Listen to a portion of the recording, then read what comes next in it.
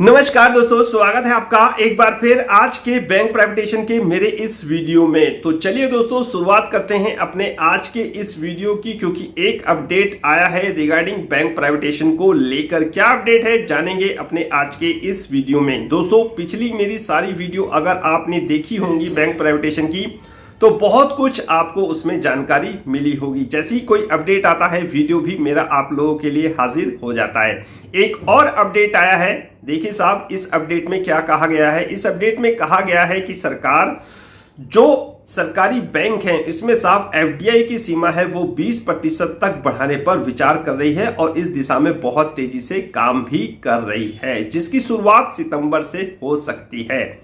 इसके लिए सरकार दोस्तों बैंकिंग अधिनियम बिल में भी संशोधन कर सकती है, यही अपडेट है। और इस अपडेट का जो निचोड़ निकल के सामने आ रहा है वो मैं आपको बता रहा हूं। देखो दोस्तों, पिछली जितनी भी वीडियो मैंने आपके लिए बैंक प्राइवेटाइजेशन की बनाई हैं उसमें बहुत कुछ मैंने आपको समझाया है कि निजीकरण सरकार के पास एक अंतिम विकल्प होगा, और जब वो होगा यानी कि निजीकरण जब होगा जब पानी सर से ऊपर गुजर जाएगा। निजीकरण सरकार साहब बहुत मुश्किल है, निजीकरण सरकारी बैंकों का बहुत दोस्तों मुश्किल है। उससे पहले सरकार के पास बहुत सारे विकल्प हैं और उसी एक विकल्प का साहब रूप है एफडीआई।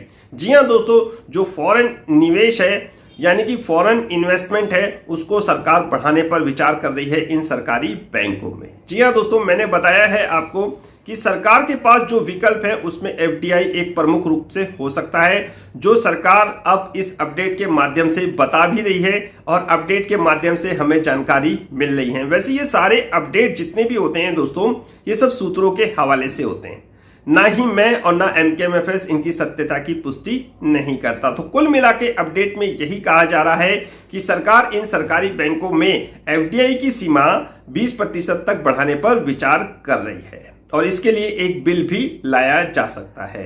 तो बहुत सारे बिल कैसे आएगा क्या नहीं आएगा, बिल बैंकिंग संशोधन अधिनियम बिल, बहुत कुछ मैंने अपनी पिछली वीडियो में बता रखा है। एफडीआई के लेकर भी मैंने अपनी पिछली वीडियो में बता रखा है, आप जाके वो वीडियो देखिए, आपको बहुत सारी जानकारी मिलेगी।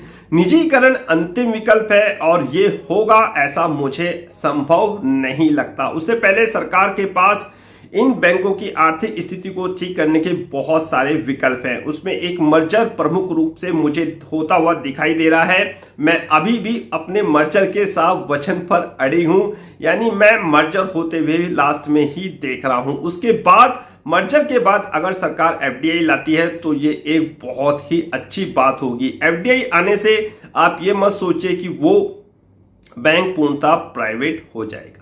मैनेजमेंट कंट्रोल मेन होता है, मैनेजमेंट कंट्रोल अगर सरकार के पास रहेगा तो एफडीआई आ जाए तो कोई उसका प्रभाव नहीं पड़ता। एफडीआई का मकसद है सरकार इन बैंकों की आर्थिक स्थिति को सुधारना चाहती है, पैसे की आवश्यकता की पूर्ति एफडीआई के रूप में हो, इसीलिए सरकार एफडीआई की सीमा को 20% तक बढ़ा रही है। तो कुल मिला के अपडेट तो इसी ओर इशारा कर रहा है कि अभी सरकार की जो मंशा है, प्लानिंग है, वो एफडीआई को लेकर है, यानी सरकार सरकारी बैंकों में 20% तक फॉरेन इन्वेस्टमेंट यानी कि विदेशी निवेश बढ़ाने पर विचार कर रही है। और यही एक अपडेट था और इसी अपडेट को मुझे आपको इस वीडियो के माध्यम से बताना था। कोई भी रिलेटेड क्वेश्चंस क्यूरी हो आपकी बैंक प्राइवेटाइजेशन को लेकर, सबसे पहले टेलीग्राम पे जाइए।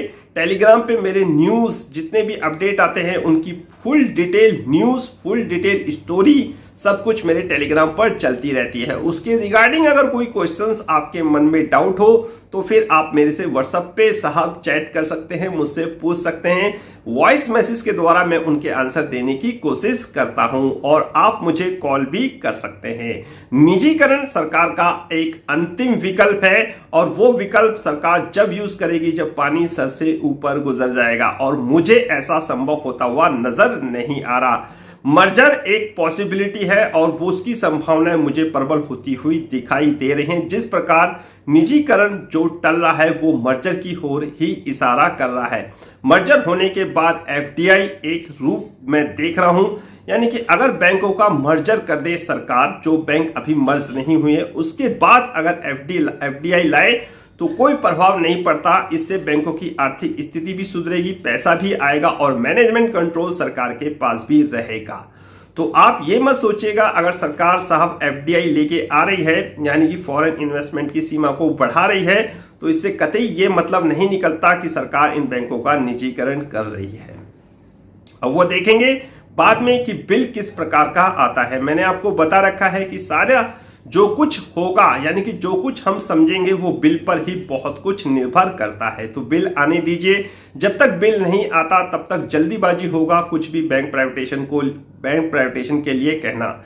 सब संभावनाएं हैं, हमारी भी अपनी खुद की संभावना है जो वीडियो के माध्यम से मैं आपको बताता रहता हूं। निजीकरण विकल्प नहीं है, विकल्प सरकार के पास मर्जर है, और मर्जर के बाद एफडीआई बहुत सही निर्णय साबित हो सकता है सरकार के लिए। मैनेजमेंट कंट्रोल अगर यदि सरकार अपने पास रखती है, आपकी नौकरी और जो आपके क्वेश्चंस है रिगार्डिंग जॉब सिक्योरिटी को लेकर वो मैंने पिछली वीडियो में बता रखा है, आप जाके उसे भी देख सकते हैं। जॉब सिक्योरिटी प्रमुख मुद्दा है और इसी को सरकार बार बार दोहरा भी चुकी है कि जितने भी कर्मचारी हैं उनकी साव हितों का पूरी तरह ध्यान रखा जाएगा। तो निजीकरण अंतिम विकल्प है, बहुत अंतिम विकल्प है। वो होता हुआ मुझे संभव नजर नहीं आ रहा। मर्जर मुझे होता हुआ दोस्तों दिखाई दे रहा है। तो एफडीआई का आना ये बिल्कुल कतई मतलब नहीं है कि सरकार इन बैंकों का निजीकरण कर रही है। इसी के साथ दोस्तों आज का वीडियो होता है यहीं समाप्त। आज्ञा दीजिए मुझे, होगी मुलाकात नए अपडेट के साथ, तब तक कीजिए इंतजार। फाइनली नमस्कार।